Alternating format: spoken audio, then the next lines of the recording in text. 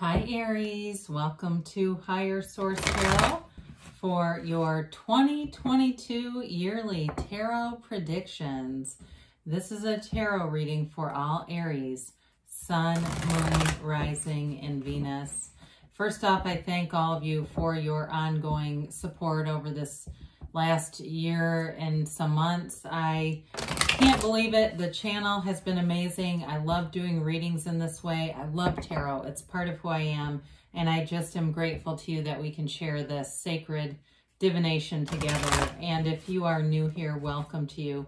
I post readings every Friday and then again on Monday. So if a reading doesn't fit, come back in a couple of days, watch a new reading. Don't ever try to force it. There are plenty of new readings here for you, and the right reading will find you. You can also, too, look around on the Monday readings. This is one format that I do, but I obviously only do this once a year. I do a 4-month predictive. I do love readings, pick a card reading. So just come back if the reading doesn't fit. And if you haven't subscribed yet and you like this channel and you love tarot like I do, I'd love to invite you to subscribe to Higher Source Tarot. All right, what advice do you have for Aries, Sun, Moon, Rising, and Venus for the year of 2022? What is to come for Aries, please? What messages do you have for Aries, best and highest good, please? Okay. All right, so we will begin here, like I said, with the tarot. We'll have the Angel Answers Oracle card reading and a special message from Louise Hay. So we're going to start off and go month by month, and then we'll pull 3 clarifiers, all right? So we've got January. We begin here with the 3 of Swords. February, we've got Judgment. Like this. March, we have the World. In April, you have the Page of Cups. May brings in the 3 of Pentacles. June is the Fool. July is the King of Cups. Nice. August, we've got the Emperor. September, the Hierophant. October, the Queen of Wands. November, Justice. And December, the 5 of Pentacles. Well, my God. I mean, we'll get to these bottom cards here, but talk about a year to remember. You have here 6 major arcana. I mean, that's significant. Plus, you've got you and your own energy a few different times. You're going to be in an empowered space here, Aries. So the bottom of the deck here, it's all about getting back to center here with the Ace of Swords, 4 of Swords, and 6 of Pentacles. Now, before we get into this too far, you got a big transition showing up here with the World, the Fool, the Emperor. You've got here Aries, of course. We've got Libra. We've got Taurus showing up. And we do have all the elements as well represented here. There's something that revolutionizes your life this year, though. And it all begins here with the 4 of Swords and the Ace of Swords. It's all about clarity of mind. We shut down all that noisy stuff, that busyness of the mind that brings in confusion and difficulties and challenges. The 4 of Swords is a card of meditation. It can be going to a therapist. You do have a little bit of pain starting off the year with the 3 of Swords, but it really is about acceptance. I wouldn't get too hung up on that with the rest of the reading the way that it is. But, you know, with the 3 and 4, it may be a past pain, and in this 4 of Swords, you're getting into the space where you just see it as an event. It's kind of like that observer factor, that ability to observe. And it's really a higher level of consciousness, being able to see that as just an experience and not having the tie to those really powerful feelings. You felt them already and you can let go of them. And with the Ace of Swords, that allows you to cut away things that just don't serve you. It's also very goal-oriented energy, and it's setting goals and crushing them. In business, you're going to be really solid. For some of you, there's travel here and seeing the world, but they're also maybe moving into, you know, if it's a relocation effort for you or something like that. There's a big change here, though. And so with the Ace of Swords, allow yourself to be anything. It's one of those energies where you'll keep making gains. And so with the 6 of Pentacles here, 6s are all about harmonizing opposites, their love, their reciprocity in action, symmetry, balance. And so with that 6 of Pentacles, I do feel like you're attracting a partner who really brings in nice balance here. It could possibly be another fire sign that you're attracting. I do see that here too. But there's definitely an important energy here for you. So with the Three of Swords, we've already talked a little bit about this. If you've had some challenges in the past, this is your year. This is the year of the comeback. If there was something even that it was like 3 years ago and it's been hanging on and it's been very hard to get over, it feels like a pretty strong resentment, somebody who really double-crossed you here. And when we get something like this, you know, Aries, you're very loyal. I feel like too, you're a sign that you, even though you're outspoken, you tend to stay in your own lane in terms of you don't try to go after people and double cross them. It's not a malicious thing. Yeah, are you one to stand up for the right thing? Sure. But it's not again, it's not with malice. And I feel like somebody had malice for you at some point. It does feel like it was in more the distant past. And so this is all about letting it go. It's that, you know, expressing it and then letting it go. It's also too, threes are also about the subconscious expansion. And so for some of you, if you've been doing some kind of investment in that arena and just reprogramming your subconscious to, if you felt like, hey, why am I always attracting people like this? If we do that, it almost just affirms it. And so this is all about letting that old idea go. And so with Judgment here, we've got them right next to each other. I wouldn't have minded it in the opposite. That would have been kind of cool. But actually, no, they were in the right way. Why am I doing that? I'm sorry. They actually are coming out in the correct order. You've got Judgment and then the World. I apologize for that. They did come out in the correct order. That's unusual when you have 78 cards here. They are technically they're the 21st and 22nd major arcana. The Fool, of course, is always the first, but this is seriously major growth, expansion, development, and it's nirvana. There's no downside to this. This is hugely positive transition, and it kicks off the year right away. And so with the Judgment card here, it's an archangel. You've got divine guidance here. It's also you being connected with source energy through some of those practices we talked about earlier. But the Judgment card is all about a realization. It brings in a new perspective, and that's what leads you into the world. So all the major arcana are the experiences that your soul must have on this earth school, or sometimes we say earth gym. It's like spiritual fitness, right? And so you, right here, this is where you forgive that Three of Swords activity. But I feel like it's bigger than just that one event. It brings in this high vibration of love. And February and March are great months for you to meet somebody. You've got a soulmate here. If it was a job ending too, it's like you're in this jumping off place, a springboard. It's like the spiritual springboard that brings you into the next leg of the journey, because this is self-mastery. It's a fresh new view of things, but it's also integration. And so they leave behind the coffins of the ego. It's all about expansion. There's acceptance, self-acceptance here, loving yourself. And when you're in that energy, you will attract very high quality, high vibrational people right here. There's no downside to this. And of course, we've got unclothed characters there. And then in the Dancer of the Tarot, she brings into March. And what a cool experience this is. For some of you, my daughter is an Aries sun and her birthday is March 31st. So for some of you, if this begins your season here, it gets off to an amazing start. It is, not only cosmic consciousness, but it's like success. It's change of place for some of you. There's moving here. And so if you're looking to move, here you go. It brings you, though, into the place of the wreath of victory. So whatever you're trying to do, you're going to find success. No downside. If you're writing a book, get going. Just put stuff into the computer or whatever you're doing. Write it down. Doesn't matter. If you're an artist, too, I see somebody drawing. And whatever or like an illustrator almost. Whatever it is that you're finding is your gift, go with it.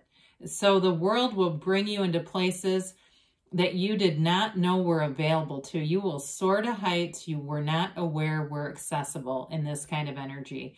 And so we want to welcome this in with open arms. Allow yourself to be anything here, because anything is possible. This is also a card of travel. Again, I keep seeing this travel and moving kind of energy, especially if you meet somebody around this time.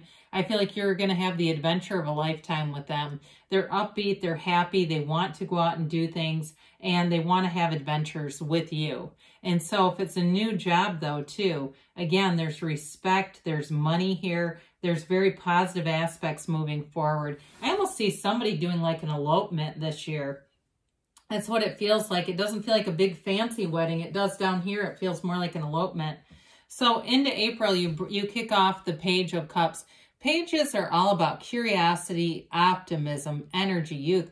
They remind me of the Fool a little bit in this kind of spirited, outgoing energy. You're going to have great social aspects in April. Again, it is your season, and you're going to take full opportunity about this. In terms of a relationship too, though, whoever it is, they're a very fun-loving person. I do see somebody playing a guitar, and they may be into music or going to listen to live music if they don't actually play themselves. But I do see them as being somebody who wants to go out and have fun. This is also very empathic energy. It is manifesting in the 3D reality. It can be the return of an ex. I will say that. You don't have a ton of reconciliation, but you do have a life partner here. So if you feel like an ex is your life partner, you got to believe they'll come back, and they will. That's this thing that holds it off, is the unconscious or subconscious belief that they're not going to return. And if you do that, they won't. But if you believe they can't stay away from you, I mean, my God, who could resist your energy? It would be difficult. But for others of you, it's just an embodiment of the fun, the lightheartedness. This year will feel easy to you. There's no downside here. So we get into May. I love the Three of Pentacles. It's all about working together, harmony, listening to each other's ideas in a relationship. Again, you've got very compatible energy here. There's an energy of two people who just work well together. And so I mentioned adventures of a lifetime. It's like that couple that goes on the Amazing Race, but they are not trying to strangle each other all the way across Europe or wherever they're going. They actually do get along. In work too, though. You've got great synergy throughout the year, and it's being in a place that you feel like it's the right fit for you. He's an architect, right? They're listening to this architect. He's up on a platform, though, so there's like this elevation or a symbol of being elevated. So some of you, you'll get a promotion this year. You'll get acknowledgments in this month. This is May. Around this time, you'll be finding money, too, success with money. Very solid energy. It's stability all across the board. If you're moving too, again, this can indicate building a house, moving, that sort of thing. And you have multiple cards of moving here. So if you're trying to sell a house too, you've got nice aspects for that as well. So allow it to be so. Now we love the Fool. The Fool shows up here in June, and the Fool tells you that your soul is always victorious.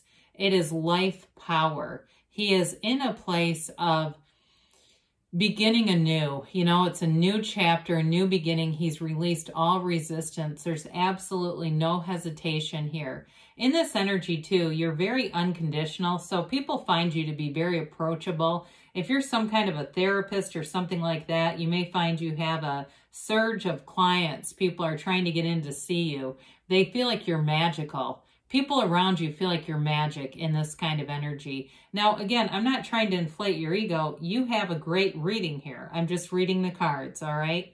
And so sometimes when people get into that and they kind of negate the cards, I don't know why they would. The cards tell a beautiful story. Open your arms up to it.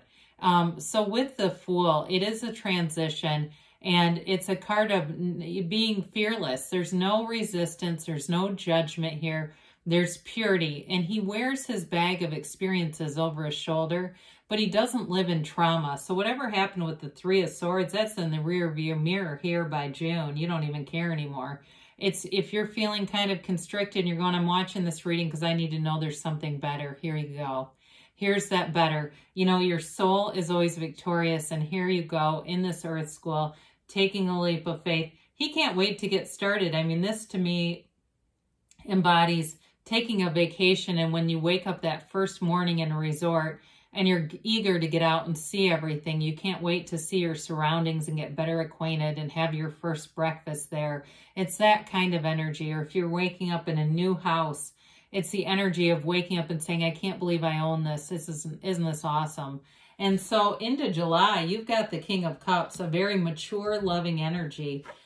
So with this, it's an energy, too, of self-development. You know who you are, and you've got the ability here to attract a wonderful, loving relationship. It's the kind of relationship that people will envy. There's real love here. There's great compatibility, and there's sort of this chemistry. You know, you've got this interesting, especially if it's another fire sign, even though this is water, you're going to have a really fun chemistry. I don't see a lot of fighting with it. I just see sort of this fun, like you get each other's jokes. You look at each other and you don't even have to say anything.